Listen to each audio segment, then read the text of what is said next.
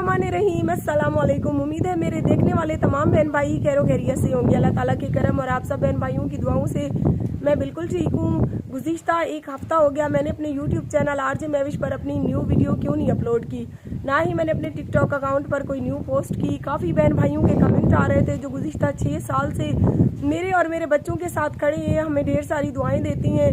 तो उन्हीं के लिए आज मुझे मजबूरन अपनी सारी परेशानियों को साइड पर रख कर वीडियो बनानी पड़ी। मैंने सोचा कि मेरी यूट्यूब फैमिली जिन्होंने गुज़िश्ता 6 साल से मुझे अपनी बहन और बेटी समझ के मेरी सपोर्ट की, तो उनका तो कोई कसूर नहीं है। तो इसी वजह से आज दिल उदास हुआ। एक हफ्ते के बाद मैं जो है ना इधर आई हूँ, क्योंकि यहाँ का जो खुला माहौल होता है, यहाँ पर दिल जो है ना उदासी थोड़ी सी दिल की कम हो जाती है। कोई भी परेशानी और टेंशन हो तो वो भी दूर हो जाती है। तो प्यारे बहन भाइयों, मैंने अपनी न्यू वीडियो किस वजह से अपलोड नहीं की। गुज़िश्ता एक हफ्ते से मैं बहुत ज़्यादा परेशान हूँ। मुझे कुछ नहीं समझ आ रही कि मैं क्या करूं। मेरे दिल और दिमाग में जो है प्यारे बहन भाइयों जंग छिड़ी हुई है। दिल कहता है कि मैं ये फैसला करूं, दिमाग कहता है कि नहीं ये फैसला करो।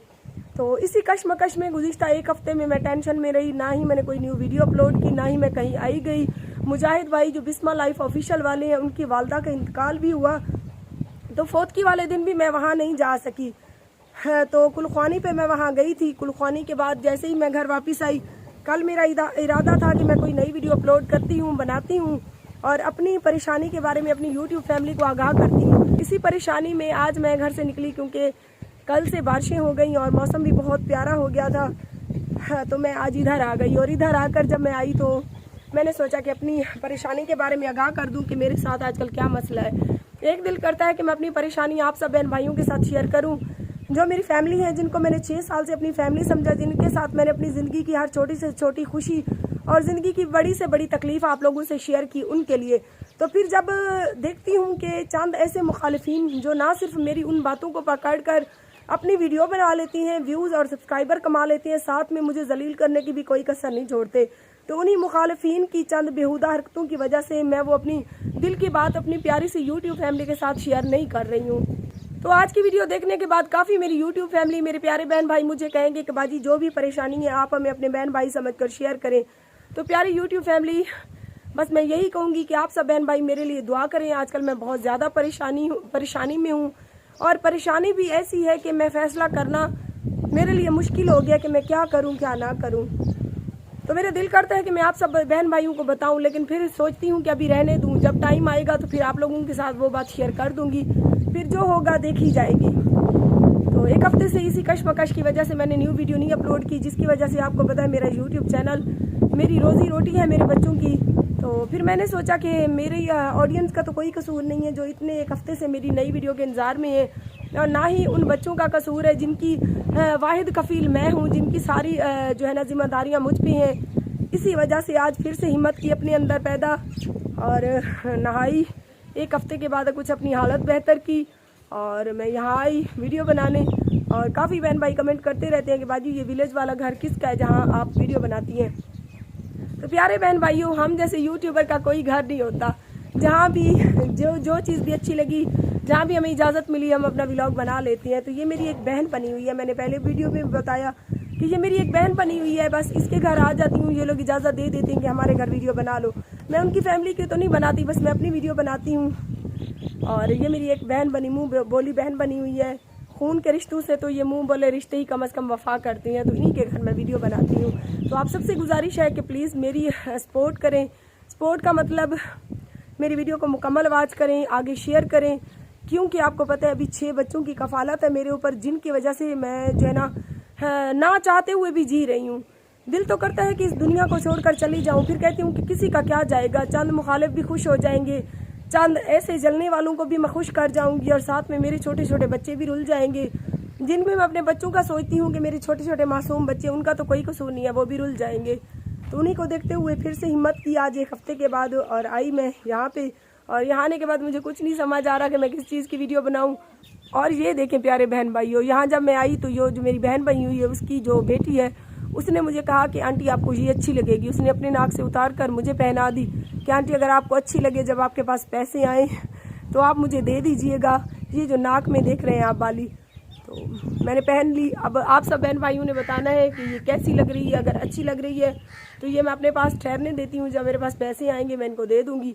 अगर आप सब बहन भाई कहेंगे कि ये अच्छी नहीं लग रही, बुरी लग रही है, तो फिर हम इनको वापस कर देंगे। तो ये है हमारी गुज़िश्ता एक हफ्ते की परेशानी, जिसकी वजह से मैं आगे वीडियो नहीं बना सकी।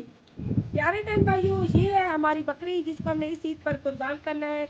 अल्लाह ताला उस बहन की कुर्बानी अपनी बारगाह में कबूल फरमाए। माशाल्लाह उसके नसीब से ये अच्छी बकरी हमें मिल गई थी, अच्छी मुनासिब रेट में। और कुछ बहन भाई कमेंट कर रहे थे कि बाजी बकरी की तो कुर्बानी ही जायज़ नहीं होती। तो मुझे लगता है कि आप लोग खुद उल्मा है, हमें भी परेशानी में डाल देती हैं आप सब लोग उल्टे सीधे कमेंट करके। जैसे ही उस दिन मैंने आप सबके कमेंट पढ़े, जिस दिन मैंने ये बकरी खरीदी थी, उसी दिन मैंने फ़ौरन नेट पर जाकर सर्च किया कि क्या बकरी की कुर्बानी जायज़ है या नहीं। तो जितनी वीडियोस मेरे सामने आई, जितने मसले मैंने चेक किए, तो उनमें जायज़ थी बकरी की कुर्बानी। तो इस तरह से उल्टे सीधे कमेंट करके ना हमें परेशानी में मुब्तला ना किया करें। तो माशाल्लाह ये अच्छी खासी बकरी अभी ले सकती हैं आपको बारिश का माहौल भी बहुत ही अच्छा है।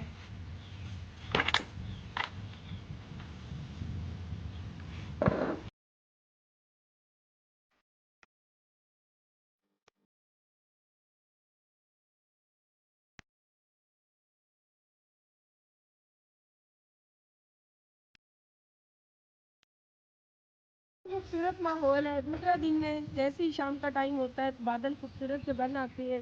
और कल तो इस टाइम मूसलाधार बारिश भी हुई थी। आज बादल बने हुए हैं लेकिन आज बारिश नहीं हुई। माशाल्लाह देहात का ये माहौल देखकर दिल को थोड़ा सा सुकून मिलता है कि हरा हरा माहौल है, सब्जियां लगी हुई हैं। सब्जियों में ये है पेठा और कद्दू मिक्स है, इनकी जो बेलें हैं। देखते हैं, ढूंढते हैं कोई सब्जी हमारे नसीब से मिलती है या नहीं मिलती है। माशाल्लाह खूबसूरत से कद्दू लगे हुए हैं। ये इसका बेबी है मुझे लगता है। कद्दू और चने की दाल का सालन जो है बड़ा मज़े का बनता है। ये अभी पेठा है, छोटा है अभी, ये देख सकते हैं पेठा बहुत छोटा है, अभी इसने बहुत बड़ा होना है। मारका मेरे दातरी हाथ की गुड़ी मेरा मतलब पता सी दातरी नाल ढेर को चीने तप्पे तो मतलब कहना नक की लपोड़ सकते वैसे असा नक की वजह ज्वार लुट रहे थे।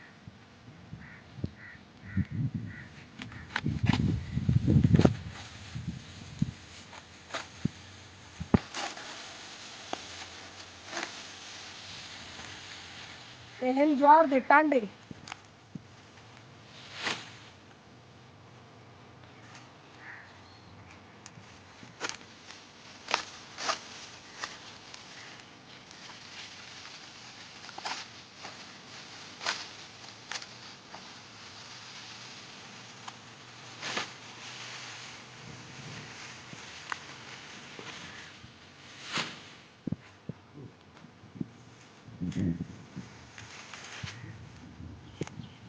खाते पहले से सारे को चमकी है।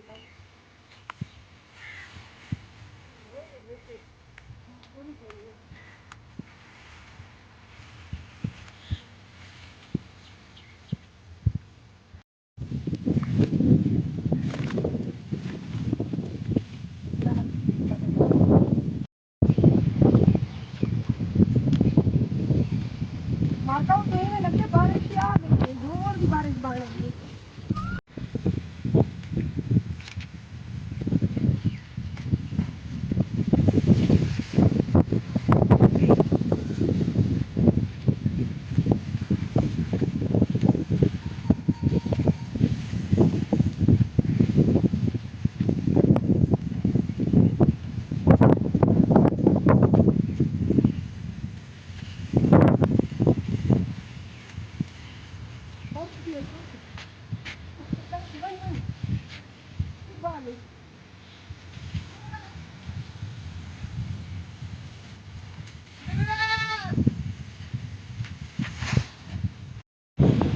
मैं को लगते मैं ज्वार ना करनी है, जो ही मैं ज्वार चाहते हैं बाहर तूफान आ गए। अल्लाह सही कहे नहीं कि मैं अपना औखे काम कर रहा हूँ, मेहरबानी करो मेरी सपोर्ट करो। बहन भाइयों, जिस तरह से घर से उदास होकर निकली थी, लेकिन यहाँ आने के बाद ऊपर का मौसम और दिल का मौसम दोनों खुशगवार हो गए। बारिश जो है मजे मजे की आ रही है, तो मैं भी मौसम इंजॉय कर रही हूँ। आप देख सकते हैं बैकग्राउंड कच्ची है, प्यारी प्यारी हो गई। फैमिली सुबह